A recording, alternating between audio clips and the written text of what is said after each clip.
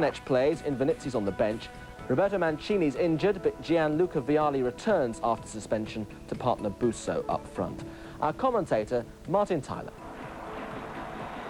Sampdoria, the European Cup finalists, kick off. They're still looking for a route into European competition for next season, should they fail to beat Barcelona at Wembley on May the 20th.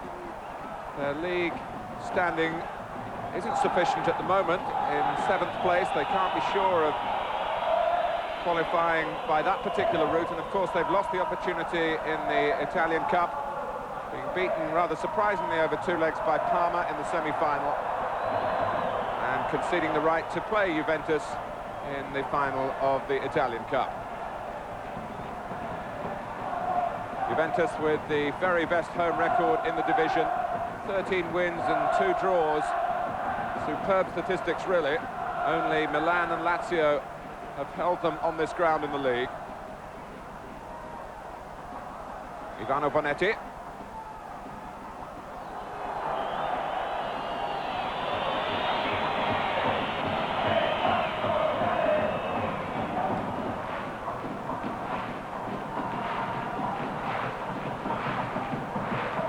Lombardo.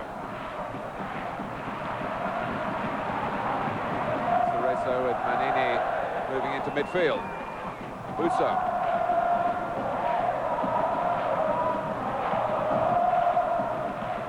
Vialli went in for the challenge. The ball stayed back with Sampdoria with Busso after that. But Vialli's been damaged in the process. It's hard enough for Sampdoria coming here without Mancini's skill, but to lose Vialli really would perhaps the bottom out of them. Cerezo. Vialli giving every indication here that the damage was not lasting. Catanets. Back with Ivano Bonetti. Vialli with the back heel that was aimed for Catanets, and he was looking had it gone to target to get a return pass and get in behind Juventus. Schillaci prepared to take on Viacavod.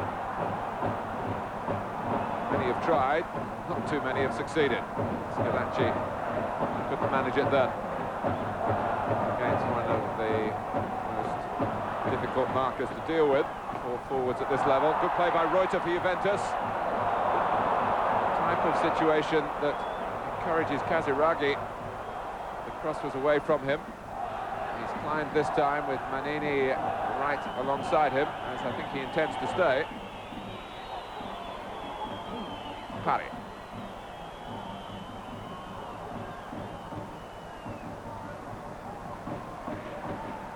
Sampdoria involved in a very stormy semi-final second leg of the Italian Cup as recently as last Thursday evening. 3 players all told were sent off, 2 from Sampdoria.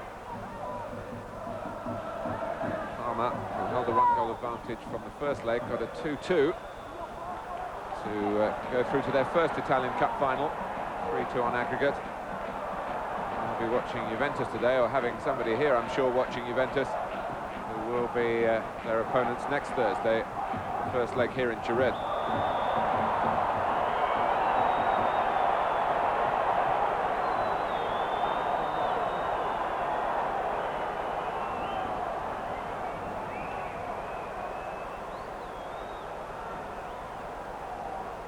Schillaci, the player, fouled.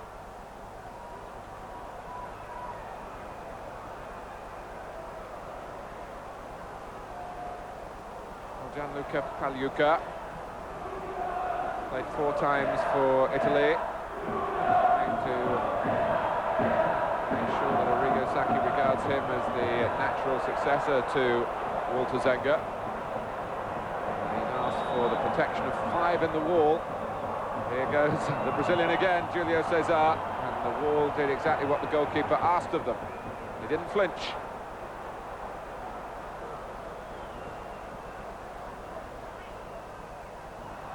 Viacavod.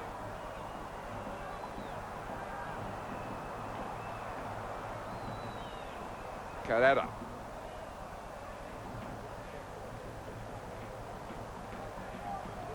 Now Di Canio, with Lana moving out to try and close him down. Manini alongside Casiraghi, but Casiraghi helped the ball on for Schillaci. Terrific save by Pagliuca. The first real thrust of the game. And it came from Schillaci with help initially from Di Canio, and then some very persistent work here from Casiraghi. It was a clever header. Fine shot that was bound for the top corner.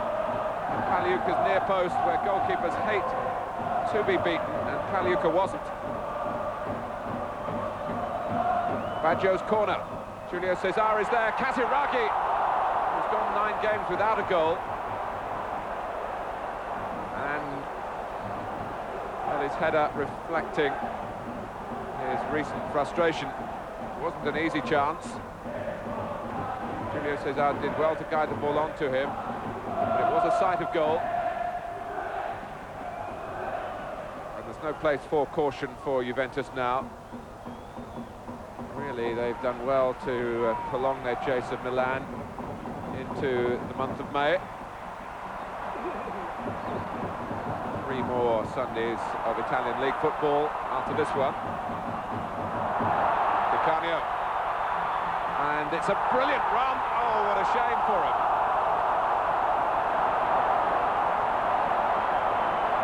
He'd left a trail of accomplished defenders in his wake. And he'd made space for the shot. He looked up, which was to his credit. Di Canio, out by Manini. Lombardo. And that's trying to help him without getting in his way. Vialli lets it run. Cerezo, there's no offside. Lombardo. Oh, and it went behind the goalkeeper. As Peruzzi, first and foremost, I think, had an arm raised to say that's gone out, which it had. But actually, if it had been retrieved by Lombardo, the goalkeeper's position was questionable.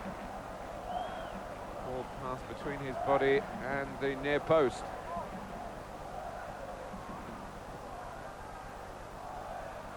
This is Reuter.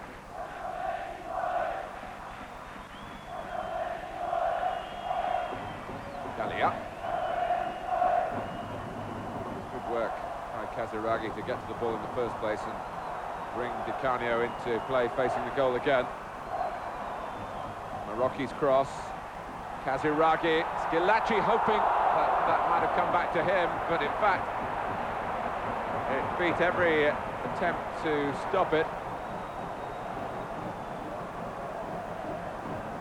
Casiraghi up well. The goalkeeper thought he was going to get there.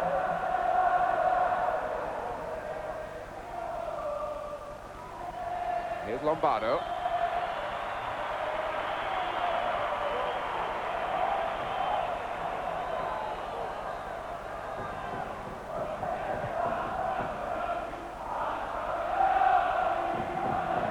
Minutes to go to half-time.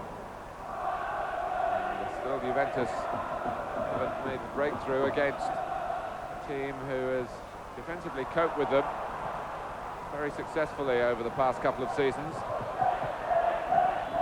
Match in Genoa, 1-0 to Sampdoria. Last season it was 0-0 here and 1-0 again to Sampdoria in Genoa.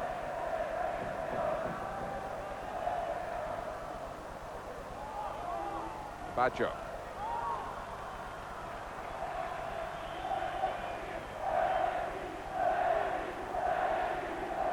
Julio Cesar. Here's Reuter. First attempt to cross, blocked by Cerezo. And the second one invited Casiraghi to come around the back. Baggio turning into the block. And Lombardo doesn't get it very far. Cut out by Lupi. Oh, great catch! From Baggio by Pagliuca.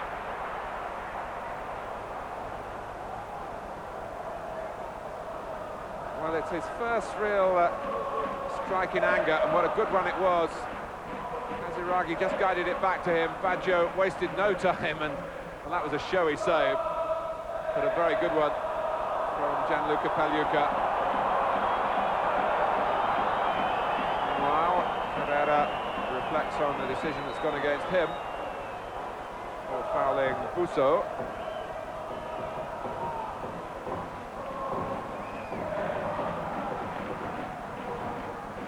Busso's header.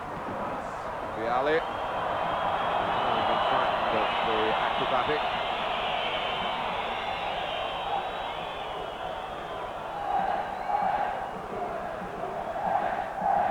Hasn't been a vintage season for Vialli, unlike last season when his 19 goals really led Sampdoria to their first championship. Apart from a couple of injuries, he hasn't scored as regularly, the team hasn't played so well, of course. And he's also got himself in trouble with the authorities on a couple of occasions. Cerezo. Cabinets. So 15 minutes left in the first half. Cerezo, Metti to the left, and that was aimed for Manini, who didn't seem to expect it. Sampdoria's away record isn't particularly impressive. They've only won 3 times outside Genoa. 2-1 in Florence against Fiorentina, 1-0 Cremona against Cremonese, and a 1-0 success against the bottom club, Ascoli. Baggio played it, and supported Schillaci, and again Juventus come so close. Again it's the same story for Casiraghi.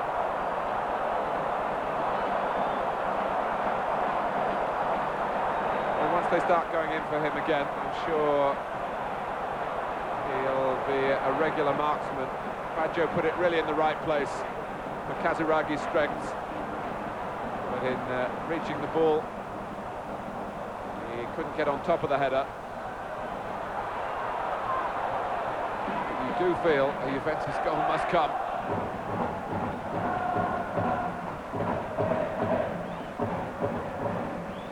Cerezo. Cerezo, who played for Brazil in the 1978 World Cup finals in Argentina.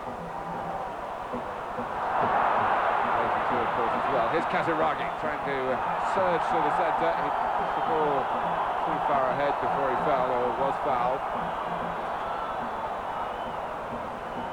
It was Lana who pushed it beyond him and played the ball very cleanly, and that replay cleared up any doubt. It was certainly not a foul. In fact, it was a very capable piece of defending. Lombardo's cross. Herrera leaving it for Di Canio.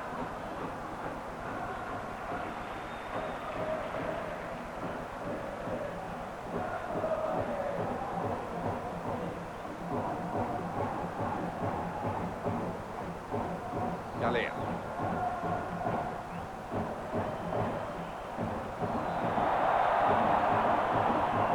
Lombardo, who really neglects the defensive duties that he has down the right-hand side. He was a bit clumsy then.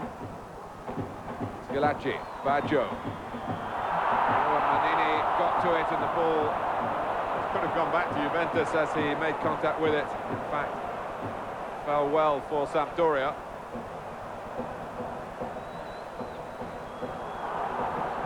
Mr. Pari. Great week in, week out performer in the side. Cerezo. Craft of Mancini is what they're lacking in their passing. Here's Galea.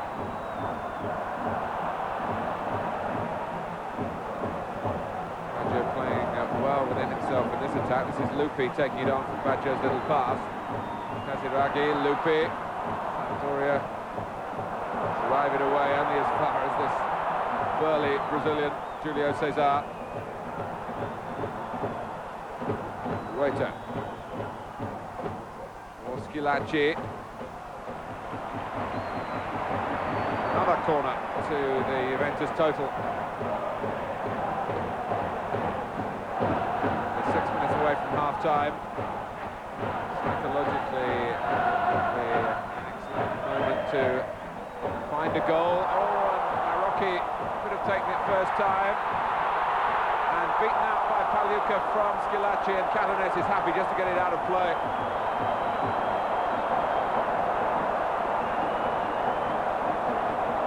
Well, Pagliuca is protecting Sampdoria's parity in this game.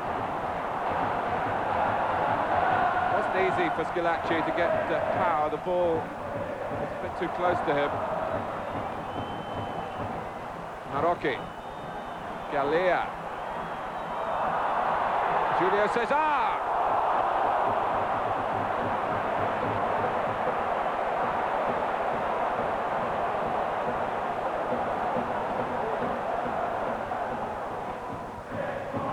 Sampdoria started the season losing in Sardinia to Cagliari. They really got off on the wrong foot. Although there were two impressive performances after that. Kept their very best for the European Cup campaign, which has taken them beyond the first mini-league stage of the competition, the change in arrangements for this season. Casiraghi getting the better of Manini and not Pagliuca. Well, in many ways that summed up the first half. Casiraghi striving so hard to end his unproductive run, and Pagliuca once more the protection for Sampdoria. Baggio without totally dominating, although we've seen more of him in the last 10 minutes of the half. There's been his usual danger. And here comes Sampdoria. Busso. And Lombardo saw it from a different angle to us, complaining that Maroki handled then. Certainly the Juventus captain was in a difficult position as the ball spun away from him, swung in the air a little. So he went to try and chest it, and he did chest it according to the referee. Well, we've had more than 3 minutes of time added on. With Sampdoria's corner, Lombardo! My word, that would have irritated Juventus, given the way the first half has gone, if Lombardo had made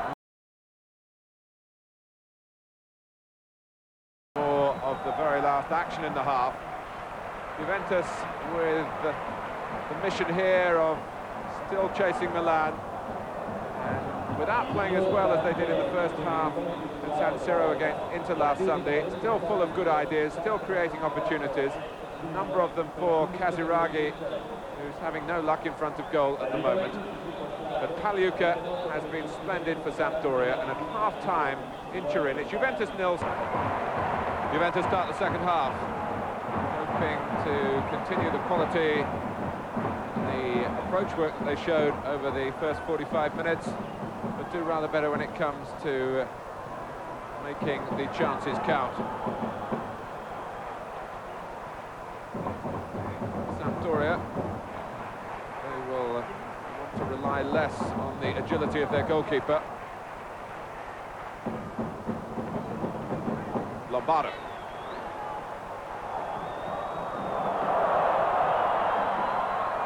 Peruzzi has been, for the most part, left to admire the work of his opposite number, but Lombardo with a little surge there and shot that might be an indication of something more positive from Boscov's men. Catanese. Good tackle by Julio Cesar. Immediately and sensibly giving the ball to Baggio. The alarm bells were ringing, and Bonetti gave away a free kick that was quickly taken. Di Canio. Oh, it's a great cross. Oh, it's another one that's got away from Schillaci.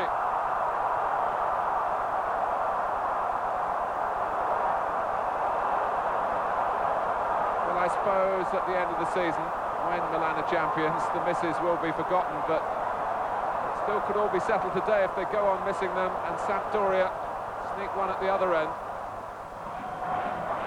Sampdoria have had a more equal share of the play than they had in the first half. Baggio. Perini still waiting for the call, or for the ball ready to go out of play. Schillaci.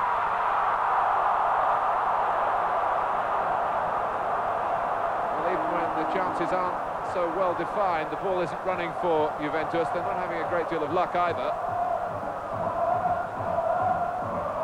Canonets. Cerezo.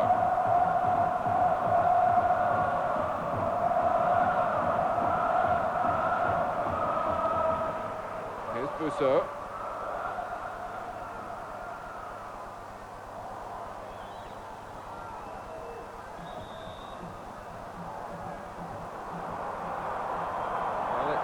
Particularly popular change.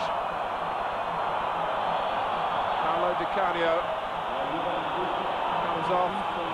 Not a popular decision with him either. Poor Carini. Carini is a clever young midfield player. Vialli. Well, only two teammates in the penalty area. Juventus will have to keep an eye on him right until the final whistle. If he couldn't prevent the cross coming in. Carini. Still you get the feeling that apart from the Schillaci chance, Juventus really haven't recaptured their first half flourish. And Alessio doing some preliminary stretching down on the touchline in case either of them is asked to be a second substitute for Trapattoni. The first is on the ball here, Perini. And Lana right tight on Schillaci. And it's given as a foul right on the edge of the area. Well, I'm not sure that if it was a foul, then it shouldn't have been a penalty.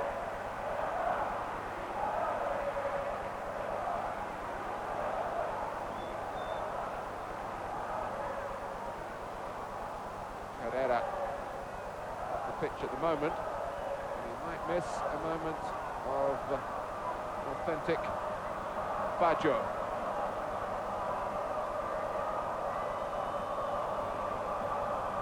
It's not a bad idea of the angle that he's seeing the situation from. Marocchi and Galea, the two Juventus players, on the end of the Sampdoria wall. They might not stay there for very long. That would be the area perhaps that Baggio's looking for. Too high. He needs one goal, incidentally, for a personal best in an Italian league season. 17 that he's got already equals his total of 2 years ago with Fiorentina.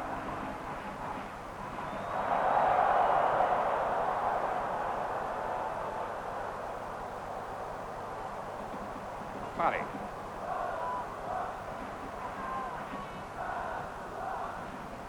Cerezo. Vialli withstanding Lupi's foul then with great strength. Got the free kick in any case. Benetti, whose older brother Dario is substitute for Sampdoria today. Vialli. Lombardo. That could have gone from Vierkebert's drive towards goal. That could have ricocheted anywhere for Sampdoria. They're complaining that it should have been a corner. Pietro Vierkebert. And it brushed Julio Cesar on its way out.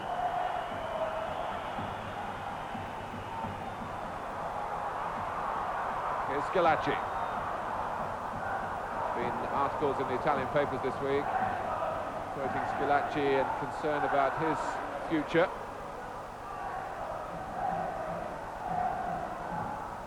Silas, the Brazilian, is number 16. It looks as though it's going to be a double change with Invernizzi there as well. Invernizzi, who, like Catanets, was a bad boy on Thursday night in the Italian Cup semi-final second leg. Both were red-carded against Parma. If any punishment not affecting this particular match.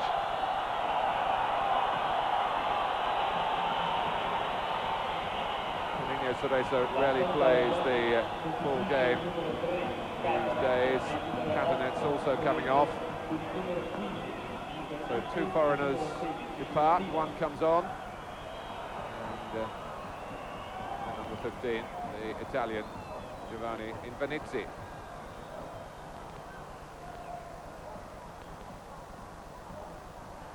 It's the last card that Trapattoni can play.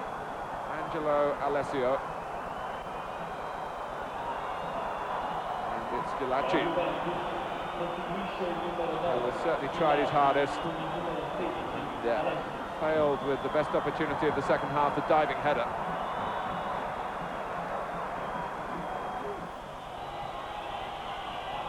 Well, the frustrations are now being felt even more keenly by the fans here. They're seeing Sampdoria without any great ambition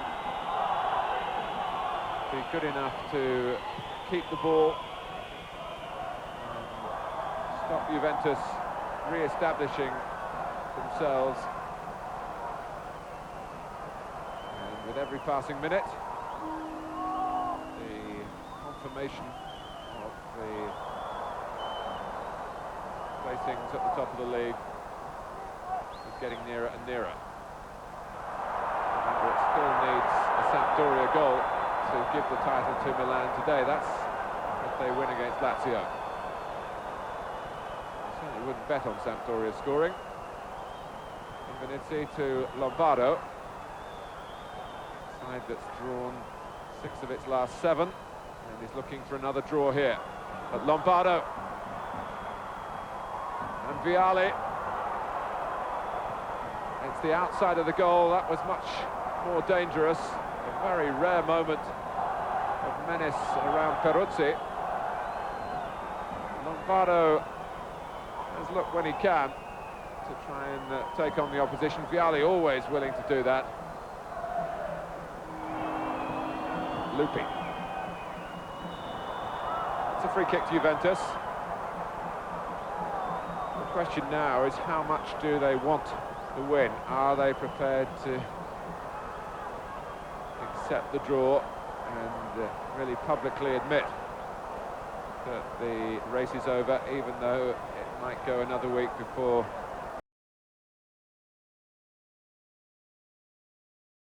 Milan can actually take all the plaudits.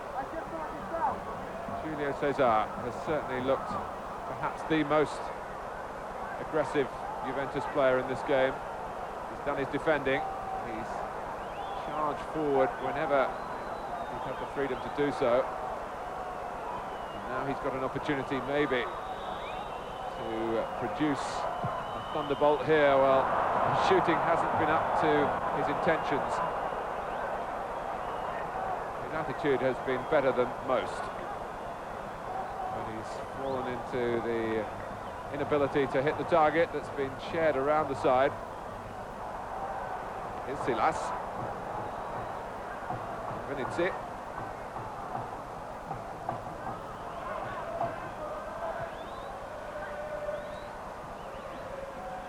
Undoubtedly for an hour, really, Sampdoria were very lucky to be level. But they've more than held their own since then.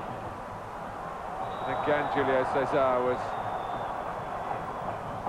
moving out with that powerful sense of purpose, powerful physique. Reuter. If you're a Juventus fan, you're saying, come on now, let's find something. Let's try and wipe out some unhappy memories of the second half when, for one reason or another, they've not been at full throttle. Baggio. This is Alessio, blocked by Lombardo. Alessio thought there might have been an arm involved. referee saw it quite clearly and thought otherwise. Gallia. Here's Carini. They're quickening the tempo now. Alessio again. Oh, Carini! It came to him very, very quickly. At an awkward height as well. But sometimes they do go in. But all round for Juventus, this hasn't been one of those days. Julio Cesar.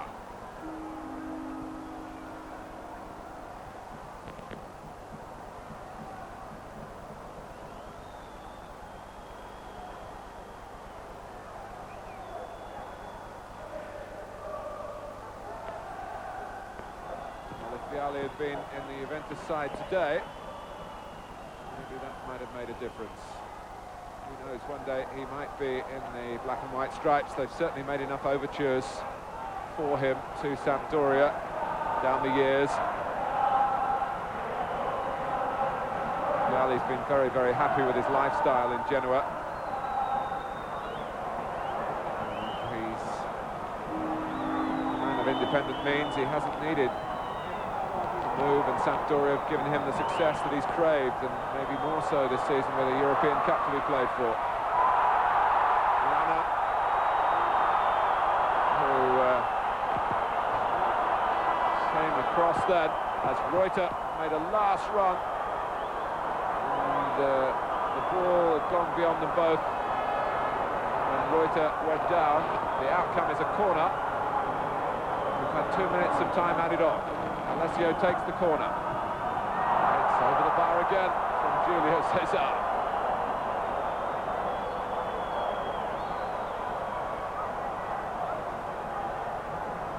If you didn't know that the truth was exactly the opposite, you'd think they were trying not to score.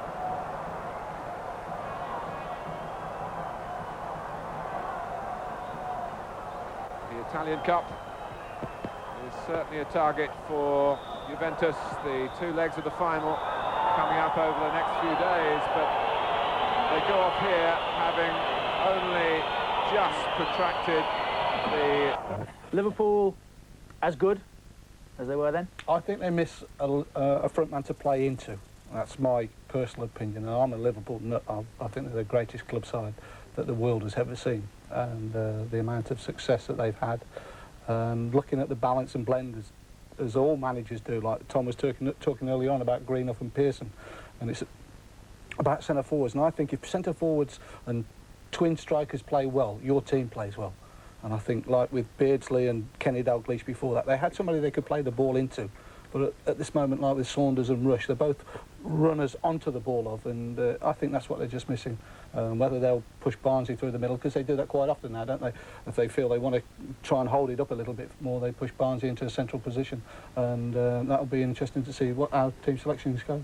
Interesting. Yeah, I think Liverpool have got more players that have been to Wembley and played cup finals there. Obviously, then Sunderland got Paul Bracewell, I think, Antoine Rogan, of course, for Celtic, but the experience is there with Liverpool, and of course with their backroom staff, who hopefully can keep the players' feet on the floor and make sure they're very well prepared for the final itself. So they have the edge really on experienced players who have been there and have done it there. Listen, if you want to G the players up, that's the best way, isn't it? Slip that tape in on the bus. Yeah, I wonder, Terry, I'm not sort of arguing with Terry here, but I wonder if experience well, you can on do, the day... if you wish to. I mean, great player and experienced player himself, so why should I argue with him? But the cup final, I wonder often, people say, you have people that played at Wembley a lot and they've got more experience than the other team. But I think on the day, I don't know if Bobby agrees, it doesn't really matter all that much, I don't think. It's where the players fear, Tom. Yeah, that's right. That's my on the day, interpretation. Richard. I mean, Liverpool, I don't think Liverpool are as good a side as they were then. I think they're weaker at the back. They leave more gaps at the back than the whole Liverpool team.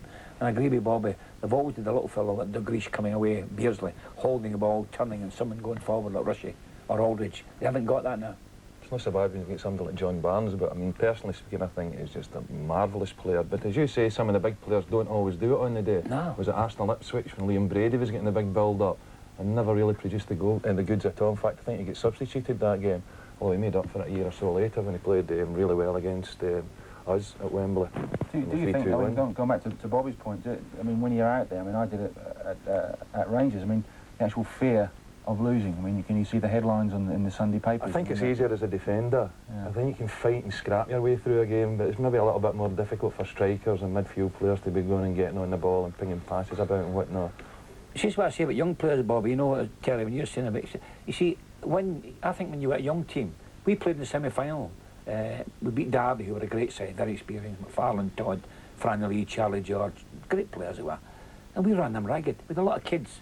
And they were very, very experienced. And our lads, they didn't really know this. If they made a mistake, they didn't worry about it. They just started laughing and got on with the game. Well, the Derby players were making mistakes in the semi, and they were arguing with each other and pointing out the consequences of making that mistake. It could have been a goal and so on. And I think young players just go on and play. But I think it's on the day. I think you could play at Wembley 20 times and somebody playing the first time. And I don't think it'll make a big scrap of difference, because you're all keyed up and you're nervous and you're looking forward to the game. One of the biggest ingredients as well will be the weather conditions. Like Terry said, it was sunny and warm, and not only that, these other players like Sunderland haven't got to go on to a European competition. How many of the Liverpool players have, you know? And I do believe, like looking at Kenny Dalglish and looking at the weather there, whether that saps the energy as well. You know, I've looked at the Wembley pitch this week with the rugby league final, the big concert they had there, also the Monarchs play there. Is Wembley pitch up to the conditions that it used to be when it was very, very rarely used? And you played on it when it was a mud heap. Oh yeah, well we're going League Cup final. Yeah, well that's when they had the horses on it. You know. Right, yeah. But in saying that, you know, there's lots and lots of things that you can look at, try and identify. But we all know here, having been players and managers, it's about the players on the day. Well, we talked about the route to the final, Liverpool's. We will have a look at it more closely after this break.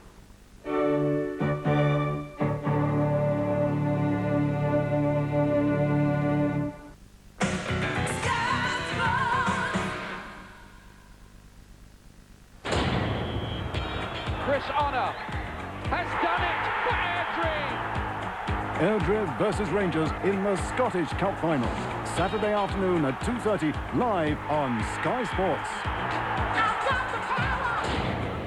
Then at 6:30 p.m, highlights of the FA Cup Final between Liverpool and Sunderland.